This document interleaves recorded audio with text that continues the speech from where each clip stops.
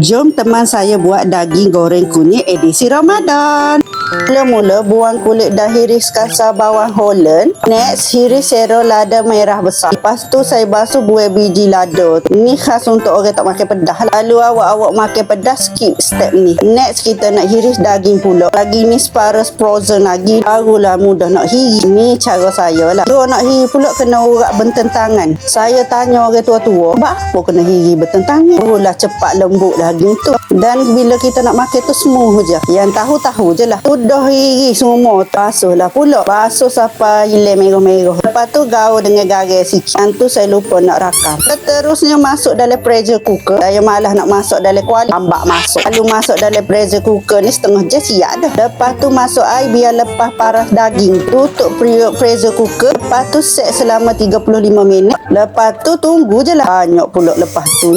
Selepas 35 minit. Pula waktu nak bagi wak biar tubik. Lepas waktu tubik, okey boleh buka. Kalau wak tak tubik tak boleh buka pressure cooker ni. Kita check dulu dia empuk ke tidak. Kita ambil satu daging. Lepas tu ambil dua gerfuk. Lepas tu kita koyak dia nak tengok dia empuk ke tak. Okey dah empuk. Sudah masuk, kita masukkan semua daging dalam kuali. Masukkan garam, serbuk kunyit dan sedikit air masak. Kacau biar sebati dan biar dia kering seketika. Bila nampak kering boleh masukkan minyak masak secukupnya. Tahu biar sebati dengan minyak pula. Goreng daging ni biar dia garing.